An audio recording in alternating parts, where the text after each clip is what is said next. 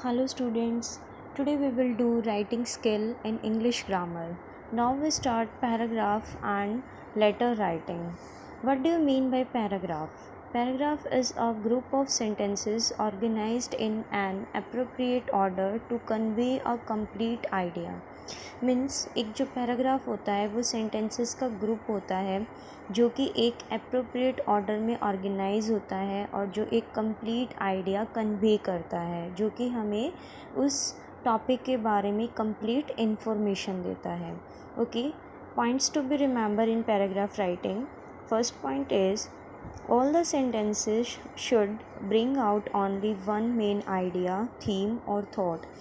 जितने भी सेंटेंसेस होते हैं सभी एक ही आइडिया कन्वे करते हैं. ठीक है, एक ही थीम और एक ही थॉट हमें कन्वे करते हैं जो भी हम अपनी बात उस टॉपिक से रिलेटेड कहना चाहते हैं. Second point is arrange your ideas logically and write them down in which you wish to develop them. और जो सारे आइडियाज़ हैं उनको इस तरह से अरेंज करते हैं कि उनका एक लॉजिक एक मीनिंग निकल के आए पूरा. और जब हम उसको लिखते हैं तो उसमें हमें ये लगे कि हाँ जो भी हम उसमें लिखना चाह रहे हैं वो उस टॉपिक से रिलेटेड आइडिया है, उस टॉपिक से रिलेटेड जो है हमारी जो विश है कि हम उसको अच्छे से अपने वर्ड्स में अपने ऑन सेंटेंसेस में अपना पूरा मीनिंग कन्वे कर सकें. Third point is the beginning of the paragraph should be striking and should arouse the reader's interest. और जो पैराग्राफ की बिगनिंग होती है वो बहुत ही ज़्यादा स्ट्राइकिंग होनी चाहिए. और स्ट्राइकिंग मीन्स कि वो कह सकते हो कि जो बिगनिंग हो वो पढ़ते ही ऐसा लगे कि हाँ बहुत ही कैची हो, जो बहुत ही इंटरेस्टिंग लगे. ठीक है, जो रीडर के मन में एक इंटरेस्ट पैदा करे. ठीक है, तो इस तरह से हमारे ये जो पॉइंट्स हैं ये हमको ध्यान रखनी है पैराग्राफ लिखते वक्त. Next point is sentences within a paragraph. Paragraph के अंदर जितने भी सेंटेंसेस होते हैं need to connect to each other. वो एक दूसरे से कनेक्ट होने चाहिए and work together as a whole. और वो सारे इस तरह से काम करें जैसे कि वो पूरा एक ही मीनिंग कन्वे कर रहे हों. Fifth point is the concluding sentence और last sentence of the paragraph should summarise your main idea. और जो सेंटेंस कंक्लूडिंग होता है मीन्स जहाँ जब हम पैराग्राफ की एंडिंग कर रहे होते हैं वन और टू लास्ट के जो हम सेंटेंस लिखते हैं तो वो जो सेंटेंस होते हैं वो पूरे आपके आइडिया को समराइज़ करें. ठीक है, मीन्स एक आपका लास्ट में क्या कंक्लूज़न निकल के आता है वो आप वन और टू सेंटेंसेस में उसको आप कन्वे कर सकते हैं लिख के अच्छे से. Now for example role of a student and society. यहाँ पे हमने एक पैराग्राफ लिखा है कि स्टूडेंट का क्या रोल होता है सोसाइटी में. Everybody has special rights and responsibilities, and it is necessary that we must carry out these duties honestly and sincerely. हर किसी के पास राइट्स हैं, अपने अधिकार हैं, उसकी रिस्पॉन्सिबिलिटी है. And it is necessary that, और ये भी ज़रूरी है, we must carry out these duties कि जो भी हम काम कर रहे हैं, जो भी हमें काम मिला है. जैसे एक स्टूडेंट है उसका काम क्या है कि वो अच्छे से पढ़ाई करे, अपने पेरेंट्स का कहना माने. ठीक है, जो भी टीचर्स उन्हें पढ़ा रहे हैं उसको अच्छे से पढ़े. ठीक है, और सबके लिए अच्छा सोचे, अच्छा करे, जो कि बात मैं हमेशा आपको हर वीडियो में बोलती हूँ. तो बहुत ही ऑनेस्टी के साथ, सिंसियरिटी के साथ अपना काम करें. Students also have a special part in the society. और स्टूडेंट का सोसाइटी में एक बहुत ही स्पेशल पार्ट होता है. They are young, energetic and smart. क्योंकि जो स्टूडेंट्स होती हैं वो यंग होती हैं, उनमें एनर्जी बहुत ज़्यादा होती है, स्मार्टनेस होती है. So they can easily achieve a lot. तो वो बहुत ही ईज़िली अचीव कर सकते हैं जो भी उनका गोल है, एम है, उसको बहुत ही ईज़िली पा सकते हैं. And can do many things for the society. और सोसाइटी के लिए बहुत कुछ कर सकते हैं. The foremost duty of the student. तो सबसे पहली ड्यूटी सोसाइटी के लिए एक स्टूडेंट की क्या होनी चाहिए, इज़ टू स्टडी हार्ड. कि सबसे पहले तो वो अपना काम ही बहुत ही अच्छे से करे. और उसका काम क्या है, पढ़ाई करना.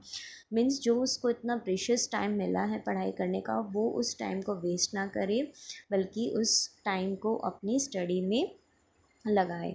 This first duty is not only beneficial for them but also for the whole society. ये जो उसकी सबसे पहली ड्यूटी है ये सिर्फ उसी के लिए बेनिफिशियल नहीं है, ठीक है, बल्कि ये पूरी सोसाइटी के लिए बेनिफिशियल है, क्योंकि वो अच्छे से स्टडी करेगा, अच्छी बातों को सीखेगा, तो उससे उसका भी उसको भी बेनिफिट मिलेगा, साथ में उसके पेरेंट्स, उसके स्कूल, उसके जो आसपास जो भी लोग रहते हैं, जो सोसाइटी है, उन्हें भी बेनिफिट होगा, as it can help them to serve them country in the future as a profession, क्योंकि वो अच्छे प्रोफेशन में जाएगा, जिससे कि क्या होगा, फ्यूचर में वो कंट्री को भी बहुत ही बेनिफिट देगा, कंट्री के लिए भी अच्छा काम करेगा। They must not involve ill activities, और अगर वो अच्छा है, अगर वो एक अच्छा इंसान है, अच्छा अच्छा प्रोफेशनलिस्ट है, अच्छा स्टूडेंट बन के उसने पढ़ाई अच्छे से करी, अच्छे प्रोफेशन में गया, अपने लिए, अपनी फैमिली के लिए, अपनी कंट्री के लिए अच्छा कर रहा है, तो इससे क्या होगा कि वो कभी भी गलत एक्टिविटीज़ में कभी भी इन्वॉल्व नहीं होगा, मीन्स वो कभी भी कोई भी गलत काम लाइफ में नहीं करेगा। It is the responsibility of the students to keep their surrounding neat, और हर एक स्टूडेंट की क्या रिस्पॉन्सिबिलिटी है कि वो अपनी सराउंडिंग को नीट एंड क्लीन रखे, okay, and to teach others to do the same, और दूसरों को भी यही बात करने के लिए कहे कि तुम्हें भी अपने घर में, अपने आसपास सब चीज़ों को साफ़ सुथरा रखना चाहिए, ठीक है, तभी सभी क्या रह पाएंगे, हेल्दी रह पाएंगे।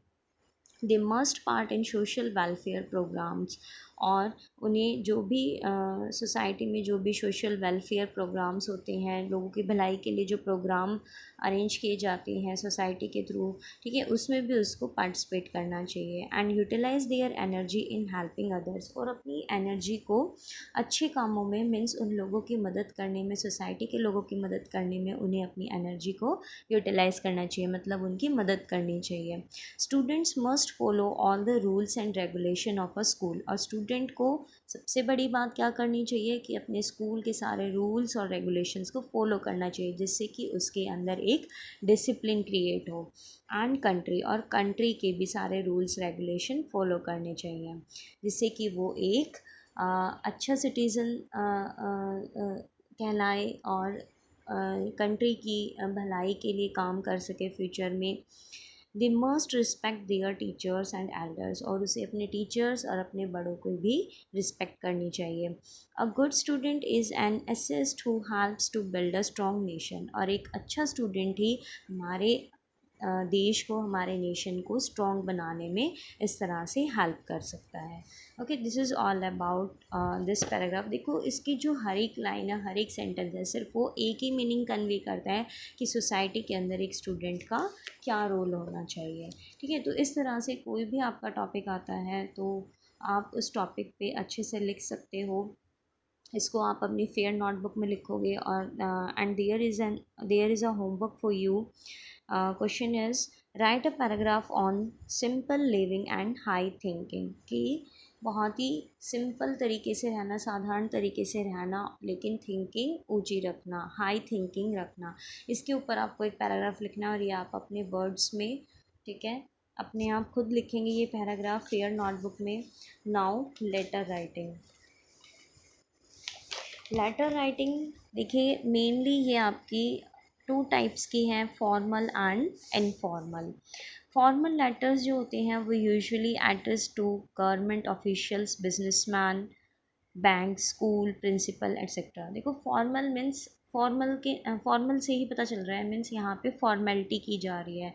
मीन्स जैसे आपके घर में कोई भी मेहमान आता है तो आप क्या करते हो, उसको ट्रे में ले जाके पानी देते हो, उसके लिए टी कॉफ़ी पूछते हो, ठीक है, उसको नमस्ते करते हो, उसका अच्छा वेलकम करते हो। लेकिन बाई चांस आप घर में ही बैठे हो, आपके फादर या मदर आते हो, तो आप ऐसे ही अपने नॉर्मली एक गिलास में पानी ले जाके उन्हें दे देते हो, ठीक है, नॉर्मली उनसे पूछ लेते हो कि पापा आपके लिए क्या लाऊं खाने के लिए। लेकिन मेहमानों से या गेस्ट से ऐसा नहीं पूछा जाता, उनको सिर्फ सर्व किया जाता है, ठीक है। तो इस तरह से देखो कि जहाँ पे फॉर्मेलिटीज़ होती हैं वो फॉर्मल लेटर होते हैं, और इनफॉर्मल वो होती हैं जहाँ पे फॉर्मेलिटीज़ नहीं होती, जहाँ हम अपने फैमिली मेम्बर्स के साथ रह रहे हैं, ठीक है, अपने फ्रेंड से, अपने पेरेंट्स, अपने कज़न, अपने रिलेटिव से जब बात करते हैं तो वो इनफॉर्मल वे में हो जाता है, मीन्स उसमें कोई फॉर्मेलिटी, कोई दिखावा नहीं होता, ठीक है। लेकिन फॉर्मल लेटर्स में थोड़ा सा दिखावा होता है, थोड़ा सा हमें हमें उनकी रिस्पेक्ट, उनकी क्या कह सकते हैं कि अपनी एटिकेट्स का ध्यान रखना पड़ता है कि हमसे कुछ भी गलत ना बोले, हम कुछ गलत ना लिख दें जिससे कि उन्हें कुछ गलत मैसेज कन्वे ना हो जाए, ठीक है। तो हमें इसमें बहुत ही ध्यान रखना होता है, टॉपिक के अकॉर्डिंग लिखना होता है। देखिए, formal letters are usually address to government official. जो फॉर्मल लेटर्स होते हैं या तो गवर्नमेंट में किसी ऑफिस में किसी ऑफिशियल काम से लिखे गए हैं, या किसी बिजनेसमैन को या बैंक के लिए लिखे गए हैं, या स्कूल प्रिंसिपल जो कि आप एप्लीकेशन लिखते हो वो भी फॉर्मल में ही आती है। Applications are also placed in this category. The language used in such letters should be formal, और जो लैंग्वेज इसमें यूज़ की जाएगी वो आपकी फॉर्मल होगी। Whereas in formal letters, these letters are written to close friends, cousins and relatives. इसमें जो letters हैं वो लिखे जाएंगे जो आपके बहुत ही करीबी दोस्त हैं, cousin हैं या फिर relatives हैं। These are written in an easy, simple and conversational style. और ये कैसे लिखे जाएंगे? बहुत ही easy, सिंपल और कन्वर्सेशनल स्टाइल में लिखे जाएंगे, ठीक है। The language and tone is informal. इसमें जो आपकी लैंग्वेज या जो भी टोन होगी, लिखने का जो भी तरीका होगा, ढंग होगा, वो बहुत ही इनफॉर्मल वे में होगा। उसमें किसी तरह की कोई भी बनावट या दिखावा नहीं होगा। Okay, now there is an example of informal letter. सबसे पहले आपको इसमें जिन चीज़ों का ध्यान रखना है वो देखिए। इसमें सबसे पहले स्टार्टिंग में टॉप पे आपको सेंडर एड्रेस लिखना है। Then you will write date, subject, okay. Dear salutation means जिसको भी आप लिख रहे हो लेटर, डियर सर, मैम, जो भी है, ठीक है। Then next, body of the letter means जो बीच का पोर्शन होता है, जो भी आपको अपनी बात कहनी है वो आप लिखोगे एक छोटा सा पैराग्राफ बना के 4 to 5 लाइन्स में। उसके बाद एक लाइन छोड़ के या 2 लाइन छोड़ के आप कंक्लूडिंग रिमार्क लिखोगे। लास्ट में आप जो भी कहना चाहते हो लास्ट में कंक्लूड करना है आपको अपना लेटर, ठीक है। Then leave a 1 line, then in the last name of the writer. जो भी इसमें आप लिख रहे हो, ठीक है, तो आपका यहाँ पे नाम आ जाएगा। Now there is question.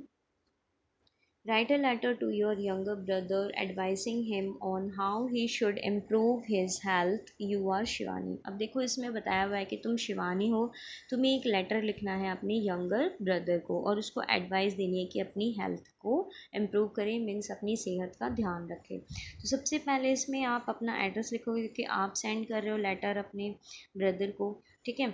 तो यहाँ पे आप जो भी जहाँ भी आप रहते हो, अगर क्वेश्चन में एड्रेस गिवन है तो आप वही एड्रेस लिखेंगे, otherwise you will write on your own address, ठीक है।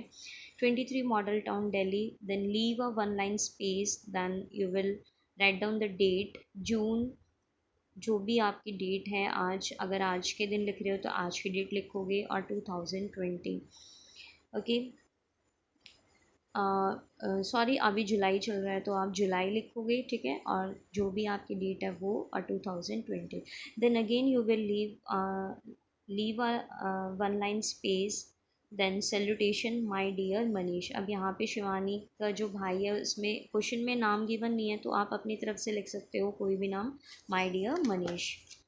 आई received a letter from Aman yesterday. मुझे अमन से कल लेटर मिला। I am sad to learn that you have not been keeping good health. हो सकता है ये अमन उसका दोस्त हो, ठीक है। तो इसमें उसको क्या जानने को मिला, उसको बहुत ही दुख हुआ कि वो बिल्कुल भी अपनी हेल्थ का ध्यान नहीं रख रहा, उसकी हेल्थ अच्छी नहीं है। You must take care of your health if you intend to do your work efficiently. और तुम्हें अपनी हेल्थ का ध्यान रखना है। अगर तुम चाहते हो कि तुम अपना काम बहुत ही अच्छे से करो तो तुम्हें अपनी हेल्थ का ध्यान रखना पड़ेगा। If you wish to remain healthy, और तुम चाहते हो कि तुम्हारी हमेशा तुम हेल्दी रहो, स्वस्थ रहो, you should get up early in the morning and go for a walk. तो तुम्हें सुबह जल्दी उठना चाहिए और वॉक के लिए जाना चाहिए। The cool and fresh air will certainly do you a lot of good. और जो सुबह के टाइम जो फ्रेश एयर होती है वो बहुत ही अच्छी होती है हमारी हेल्थ के लिए, क्योंकि उसमें बिल्कुल फ्रेश एयर होती है, उसमें ऑक्सीजन होता है बिल्कुल फुल कंटेंट में, तो वो बहुत ही हमारे लिए बेनिफिशियल है। If possible take some light exercise daily. अगर पॉसिबल हो सके तो सुबह के टाइम थोड़ा हल्की फुल्की एक्सरसाइज या योगा कर सकते हो। Be very careful about your diet. और अपनी डाइट के लिए केयरफुल रहो। अच्छा खाना खाओ तभी तुम्हारी सेहत अच्छी रहेगी और तभी तुम अच्छा काम कर पाओगे। It must be simple and nourishing, जो भी तुम खा रहे हो वो सिंपल होना चाहिए और नरिशिंग होना चाहिए। मीन्स उसमें सारे विटामिन, प्रोटीन्स, जो भी एसेंशियल न्यूट्रिएंट्स हैं वो उस खाने में होने चाहिए। Have your meals eight fix time and never over it. क्या तुम्हारे जितने भी मील्स हैं उनका फ़िक्स टाइम है, मीन्स उनका फ़िक्स टाइम होना चाहिए। एंड नेवर ओवर इट, और कभी भी भूख से ज़्यादा नहीं खाना चाहिए। You should take milk instead of tea, और चाय के बजाय तुम्हें मिल्क लेना चाहिए। Milk is the perfect food. Milk जो है परफेक्ट फूड होता है, उसमें सब कुछ होता है, सारे प्रोटीन, विटामिन का सब कुछ उसमें, जितने भी हमें एक फूड से, खाने से मिलते हैं, जितने भी हमें न्यूट्रिएंट्स, वो सारे मिल्क में होते हैं। इसलिए हमें मिल्क ज़रूर पीना चाहिए। I am sure if you follow my advice you will soon regain your health. मुझे विश्वास है कि अगर तुम मेरी एडवाइस को फॉलो करोगे तो तुम अपनी हेल्थ को दोबारा से रिगेन कर लोगे, तुम दोबारा से हेल्दी हो जाओगे। Okay, then again you will leave one line space. देखो यहाँ पे आप 2 या 3 पैराग्राफ लिख सकते हो, जो भी आज पहले आपने जैसे स्टार्टिंग करी, ठीक है, तो आपने उस पैराग्राफ को मान लो 5 to 10 लाइन्स तक आप लेके जा सकते हो। उसके बाद कंक्लूज़न जो आप लिखोगे, कंक्लूडिंग लाइन्स जो लिखोगे, उससे पहले आप एक लाइन का स्पेस छोड़ोगे। कंक्लूडिंग लाइन्स लिखने के बाद फिर से एक लाइन का स्पेस छोड़ोगे, देन लास्ट में आप लिखोगे योर लविंग सिस्टर, तुम्हारी loving sister Shivani. Okay, now next, layout of a formal letter. Formal letter के लिए आपको क्या ध्यान रखना है? फॉर्मल लेटर में आपको ध्यान रखना है कि सबसे पहले सेंडर एड्रेस लिखोगे। ओके, उसके बाद आपकी डेट आएगी, उसके बाद आपका designation and address of the receiver, जो भी ये लेटर रिसीव करने वाला है उसका एड्रेस आएगा। Okay, then you will write down the subject, then sir, ma'am means salutation. उसके बाद आपका बॉडी ऑफ द लेटर, जो भी मैटर है टॉपिक से रिलेटेड, वो लिखोगे आप। उसके बाद concluding remark, then leave one line space, then your signature, your name. Okay, now there is an example of a formal letter. Question is, write a letter to the auditor, Times of India, about the disturbance caused in the working of the school due to loudspeakers and vehicles. यहाँ पे आपको एक letter लिखना है editor को, times of India, जो कि newspaper का नाम है, ठीक है। जो न्यूज़पेपर है टाइम्स ऑफ इंडिया, तो उसका जो भी एडिटर है उसको आप लेटर लिख रहे हो, और किसके बारे में लिख रहे हो? Disturbance caused in the working of the school, कि जो भी डिस्टर्बेंस क्रिएट हुई है स्कूल के काम की वजह से, due to loudspeaker and vehicles, जो भी मतलब स्कूल के बाहर जो व्हीकल्स चल रहे हैं या लाउड स्पीकर्स हैं, उनकी वजह से कि स्कूल के काम में डिस्टर्बेंस क्रिएट हो रही है, तो उसके लिए आपको कंप्लेंट लिखनी है। तो सबसे पहले आप क्या लिखोगे? Sender address. ओके, जो भी आपका एड्रेस है वो। उसके बाद आप डेट लिखोगे, जुलाई, जो भी आज की डेट है वो, और 2020। दैन एक लाइन का स्पेस छोड़ोगे, डेट से पहले एक लाइन छोड़ोगे, उसके बाद भी एक लाइन छोड़ोगे। उसके बाद आपने जिसको लिखा है letter, the editor, the Times of India, New Delhi, ठीक है। उसके बाद दोबारा से एक लाइन का स्पेस छोड़ोगे, then you will write subject. Subject जो भी आपका टॉपिक है, मेन टॉपिक क्या है, सिर्फ वही आपको इसमें इंक्लूड करना है। यहाँ पे आपको क्या लिखना है? Disturbance caused by the loud speaker and vehicles. बहुत ही शॉर्ट में होना चाहिए आपका सब्जेक्ट, और सब्जेक्ट पढ़ते ही पता चल जाए कि हाँ ये लेटर किस चीज़ के बारे में लिखा गया है। Then you will write sir और ma'am. Okay, through the esteemed columns of your newspaper, I wish to draw the kind attention of the concerned authorities towards the disturbance caused by the loudspeaker and vehicles. अब देखो यहाँ पे newspaper में आप editor को लिख रहे हो लेटर, और उनको ये कहना चाहते हो कि मैं आशा करता हूँ, मैं, या मेरी इच्छा है, मेरी विश है कि मैं आपको इस प्रॉब्लम की तरफ आपका ध्यान आकर्षित कर सकूँ कि जो भी डिस्टर्बेंस क्रिएट हो रही है हमारे यहाँ पे लाउड स्पीकर और व्हीकल्स की वजह से। Loudspeaker and vehicles are a great nonsense. Means यहाँ पे लाउड स्पीकर और व्हीकल्स का बहुत ही बुरा हाल है। Neither the teachers can teach properly NOR the students can concentrate on their studies. ना तो टीचर ही अच्छे से पढ़ा पा रहे हैं, ना ही स्टूडेंट्स अपनी स्टडीज़ पे कंसनट्रेट कर पा रहे हैं। You will agree that peaceful atmosphere is indispensable to study. आप इस बात से एग्री करोगे कि जो एटमॉस्फेयर है वो हमेशा पीसफुल होना चाहिए। अगर हम पढ़ना चाहते हैं तो उसके लिए एक बहुत ही पीसफुल एटमॉस्फेयर हो, शांतिपूर्वक वातावरण होना चाहिए। My humble suggestion is that silence zone should be closed for vehicle traffic. कि मेरी एक सजेशन है आपके लिए कि हमें एक साइलेंट जोन मिले तो उसके लिए व्हीकल की जो ट्रैफिक है वो बंद कर देनी चाहिए। The use of loud speakers should be band, और जो लाउड स्पीकर्स का यूज़ है वो भी स्कूल के आसपास नहीं होना चाहिए, उस पर भी बैन लगना चाहिए। या स्कूल के टाइमिंग्स जो होते हैं उसमें वो लाउड स्पीकर ना कोई यूज़ करे। I hope the authorities will take the necessary steps to redress our grievance. इसलिए मैं आशा करता हूँ कि जो भी अथॉरिटीज़ हैं वो बहुत ही नेसेसरी स्टेप उठाएंगे इस प्रॉब्लम को सॉल्व करने के लिए। योर फेथफुली साहिल सिंह। अगर आपका लेटर में नाम गिवन है तो आप वही नेम लिखोगे, otherwise you will write your own name. Okay, then there is a homework for you for your practice. Write a letter to your friend inviting him or her to your house in the coming summer vacation. आपको एक letter लिखना है अपने friend को और invite करना है उसको। ठीक है, अगर आप गर्ल हो तो अपनी फ्रेंड गर्ल को लिख सकते हो, और अगर आप बॉय हो तो बॉय को लिख सकते हो। तो हिम और हर दोनों यहाँ पे इंक्लूड किए गए हैं, इसीलिए तो आपको अपने घर पे बुलाना है अपने फ्रेंड को, जो भी नेक्स्ट जो भी आने वाली है समर वेकेशन उसमें उसको इंजॉय करने के लिए। ठीक है, तो ये आपका है इनफॉर्मल लेटर, क्योंकि यहाँ पे आप लेटर किसको लिख रहे हो, अपने फ्रेंड को लिख रहे हो, तो ये इनफॉर्मल लेटर है। नेक्स्ट क्वेश्चन है आपका, write a letter to the editor of the Indian Express New Delhi complaining about the frequent breakdowns in the supply of the electricity in your locality. और यहाँ पे आपको लेटर लिखना है इंडियन एक्सप्रेस के एडिटर को, ये न्यूज़पेपर का नाम है तो उस एडिटर को लिखना है और कंप्लेन करना है कि जो भी इलेक्ट्रिसिटी सप्लाई में जो ब्रेक डाउन हो रहा है, मतलब जो डेली कट आउट हो रहा है लाइट्स का तो हमारी लोकेलिटी में, तो उसके लिए कंप्लेंट लिखनी है। और जिस इसकी वजह से आपको क्या प्रॉब्लम फेस करनी पड़ रही है तो वो सब चीज़ें आप इसमें डालोगे। Sign yourself as Dinesh Mathur, और इसमें आपको नेम गिवन है तो आप यही नेम लिखोगे। Okay, these are all about your paragraph and letter. I think you all understand this.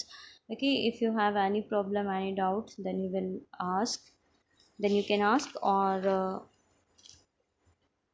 आपको ये लेटर्स भी फेयर नोटबुक में लिखने हैं, और जो आपको होमवर्क मिला है रिगार्डिंग योर लेटर ये भी आपको फेयर नोटबुक में एज अ प्रैक्टिस करना है। Okay, thank you and take care.